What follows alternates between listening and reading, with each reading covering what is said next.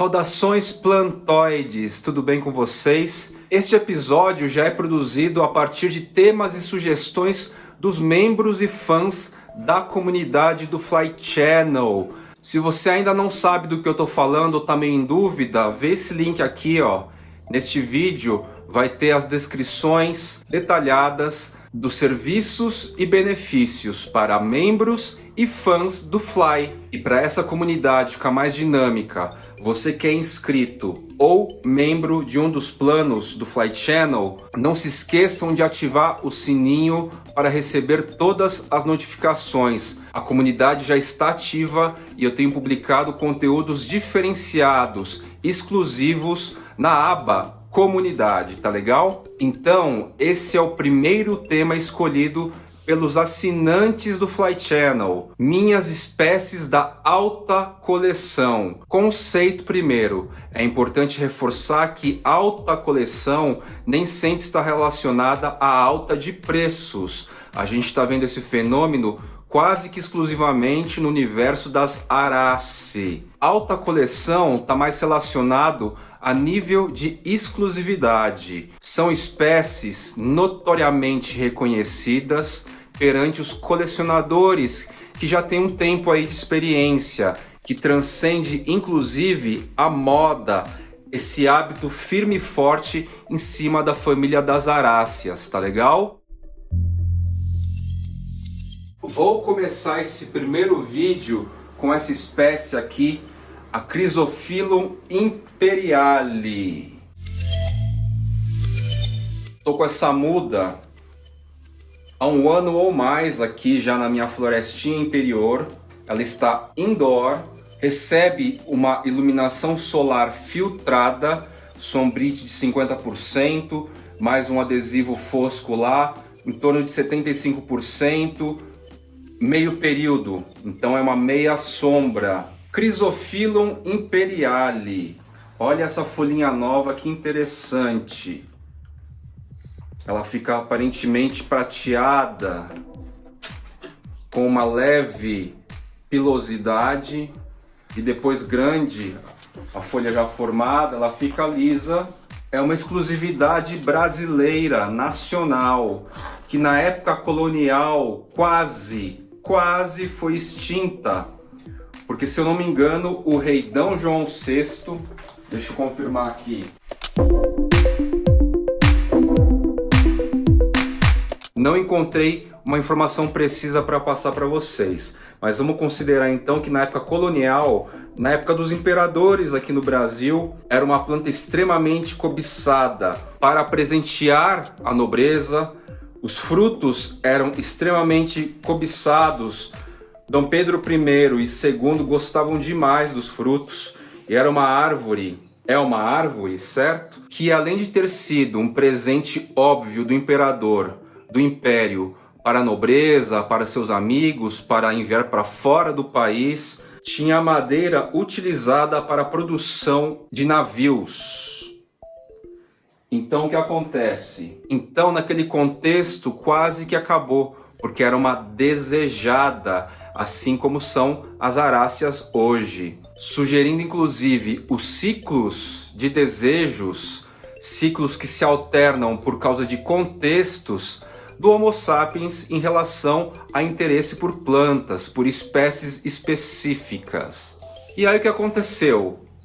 Sumiu essa espécie e bem recentemente, bem nos tempos modernos, encontraram uma única filha viva no habitat natural, e a partir dela conseguiu-se reprodução. E este indivíduo meu é possivelmente, quase certeza, um dos filhinhos já dessa única encontrada em condições naturais, no habitat natural. Planta inteiramente brasileira, se assentou perfeitamente aqui na minha florestinha interior.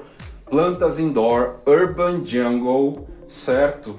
Vai virar uma árvore, sim, com certeza, assim como as ficus. Só que assim, o crescimento é bem favorável. Eu posso dizer que em um ano ela dobrou de tamanho, não é tão lenta assim.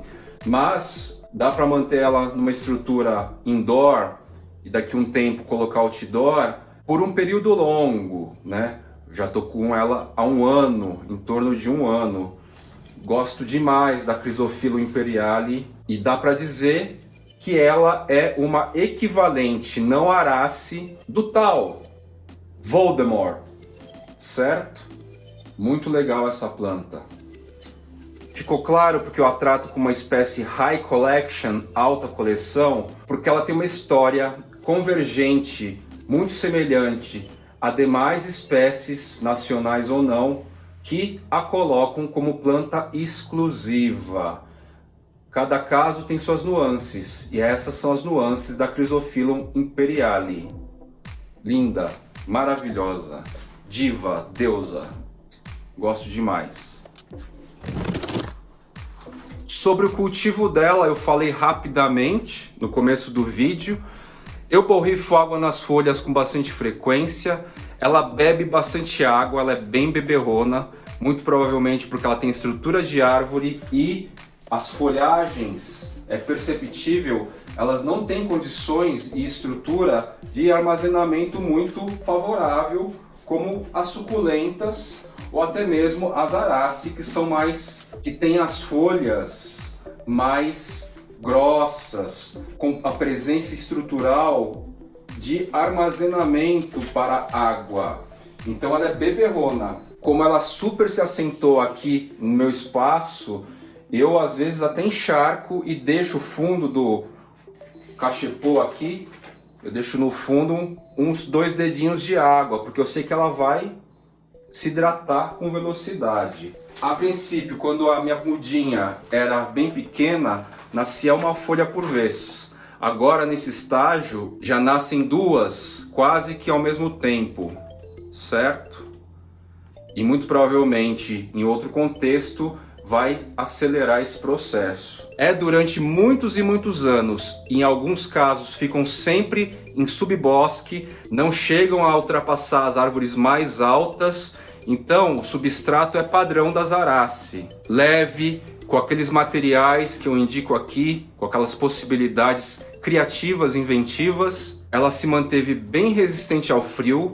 Vamos combinar que em São Paulo a gente teve um frio de inverno real, ela não sinalizou nada, não tive folhas amarelas. E por fim, eu adubo com o organo mineral da Bayforte 867, que também eu trago bastante aqui para vocês, comento bastante, certo? Chrysophyllum imperiale, a árvore do imperador, que por um período específico de tempo era sonho de uma geração. Começando então o vídeo de hoje com brasileiras endêmicas, Worsleyia procera. Vejam só que planta diferentona. Em termos estéticos, ela não tem absolutamente nada a ver com as arace, né? Muito diferente a estética dela. Ela solta flores incríveis. Já tive uma floração aqui no meu espaço. Também tenho essa planta, essa espécie em torno de um ano. Já tive essa satisfação. São flores que duram pouco.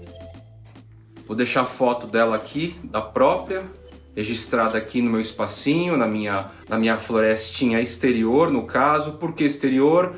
Porque a Worsleyia procera, ela precisa de sol.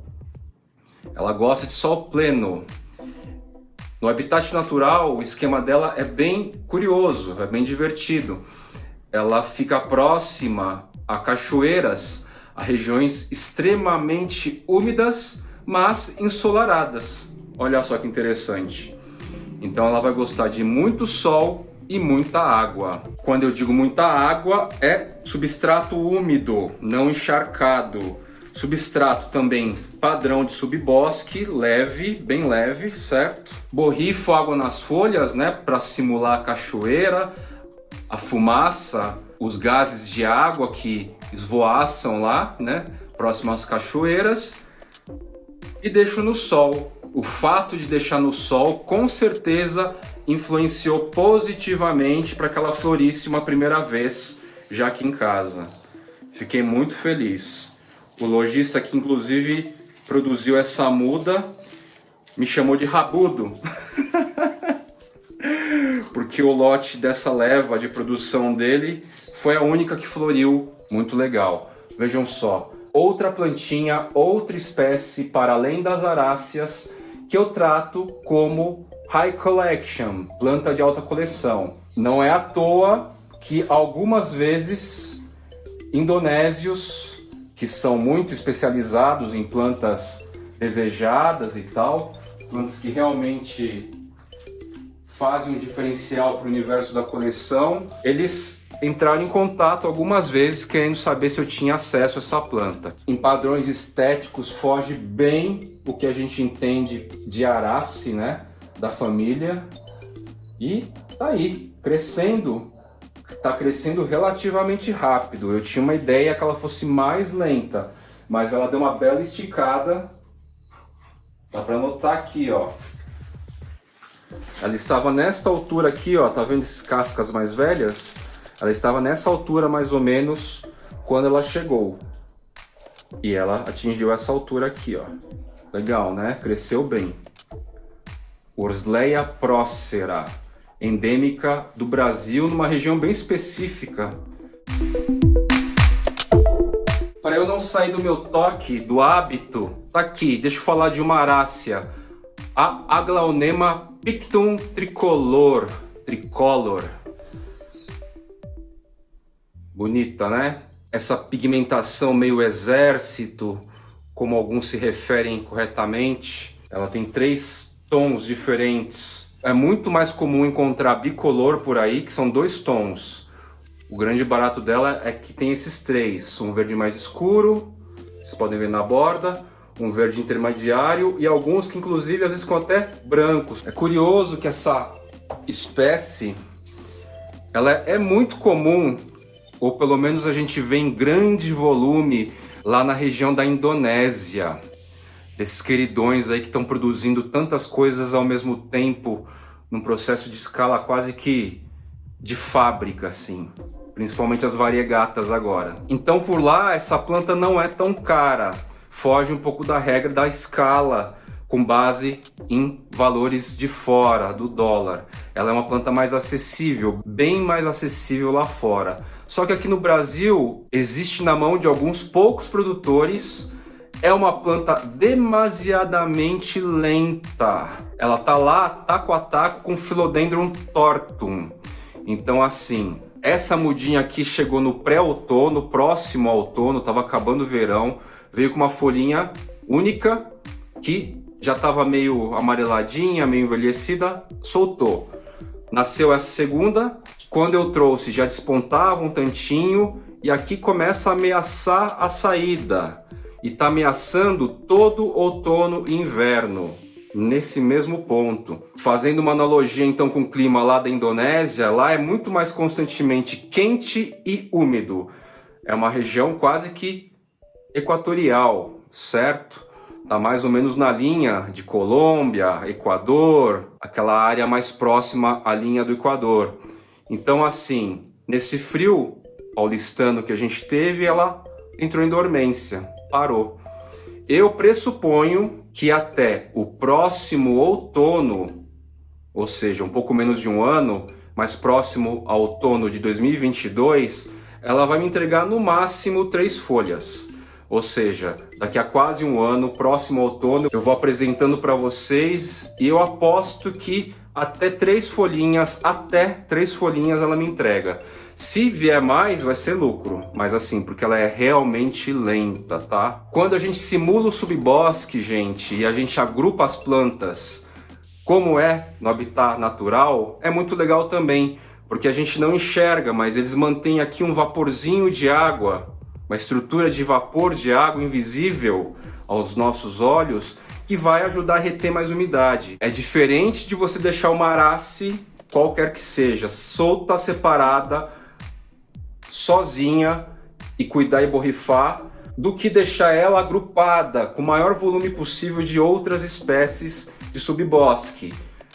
Quando você borrifar a água, o vapor que se estabelece lá vai se manter por mais tempo neste contexto de plantas mais agrupadas. É mais interessante para todas elas. Além disso, ainda em fase de estudo, já com algumas pesquisas, algumas poucas preliminares, dizem que as plantas se comunicam, dizem que elas trocam uma ideinha, seja através dos micélios que os fungos ajudam a conectar nas raízes e tudo mais, seja a parte da folhagem e tal. Então, assim, na dúvida, representando melhor uma jungle, na nossa urban jungle, vale a pena sempre agrupar nossas queridas espécies de subbosque. Eu pensei que nesse vídeo ia caber mais espécies, mas infelizmente não. Qualquer coisa eu faço uma continuação em próximo episódio. Vou falar agora para vocês da Pentagonia wendlandi. Se vocês procurarem no Google, praticamente não vai ter informação sobre ela, e vocês vão notar que as imagens levam para conteúdos super restritos. A Pentagonia wendlandi, ou a Pentagonia sp em outro caso, elas são espécies altamente restritas no universo da coleção. Na natureza sim, mas na mão do colecionador praticamente não há. É uma pequena árvore que demora bastante tempo para crescer. Então essa minha mudinha aqui, para chegar numa altura aí de 2 metros, vai demorar em torno de 10 anos para chegar. Ela tem essa face abaxial vermelhona. Essas folhas juvenis ainda não caracterizam todo o vigor, todo o aspecto vistoso que essa folhagem, um tom de verde, com as nervuras avermelhadas, com as nervuras bem aparentes, um tom de verde muito incrível. Vou deixar uma foto aqui para vocês compararem com uma folhagem mais adulta. Ela é uma espécie também de subbosque. Então, vocês vão me perguntar sobre as condições climáticas, o melhor microclima para a Pentagonia wendlandi, e assim, padrão Arace, substrato leve, aerado, umidade no ar, borrifar água com frequência, e um ponto importante, não deixar sol direto, vai queimar bastante. Eu recomendo que a wendlandi vocês deixem realmente numa sombra clara, ou se bater incidência direta com muito filtro, uma filtragem bastante alta, tá? Que é o meu caso aqui. Eu sempre tendo aqui dentro, na minha florestinha, deixar as plantinhas tomarem o máximo possível de sol, ou um tanto recomendado, para que elas não machuquem, certo? Não estressem demais. É uma muda recém-adquirida do querido Marco Lacerda, lá do Sítio e Jardim. Muito obrigado, Marco. A matriz da Pentagonia wendlandi lá no sítio, ela está na estufa das Arace. Mas eu confesso para vocês que quando ele abriu a porta e eu bati o olho naquele geral, aquela primeira vista geral, a primeira espécie que eu realmente reparei e arregalei meus pequenos olhos foi a Pentagonia wendlandi. E sorte minha, ele está atualmente dia 1º de setembro de 2021, corram com mudas da Pentagonia wendlandi. Outro parceiro também que já está vendendo lotes é a Entre Raízes Botânica, tá? O site entreraizesbotanica.com.br. Mas assim, gente, mudas super restritas, tá? Corram rápido porque vai acabar. E assim, quem já se considera, quem se sente, quem consegue desenvolver um aspecto mais de high collection, é uma espécie ultra recomendável e não é Arace.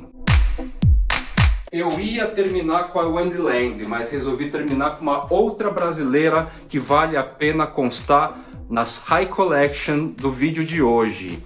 Eu tô falando da Gunnera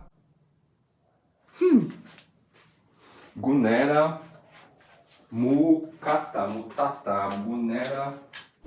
Eu tô falando então da Gunnera manicata, outra brasileirinha endêmica do sul do Brasil. Ela curte climas de subtrópico, trópico ou equatorial, certo? A recomendação foi deixar em substrato muito molhado ou próximo disso, meia sombra ou sombra total e clara. Ela ainda está aqui no vasinho original.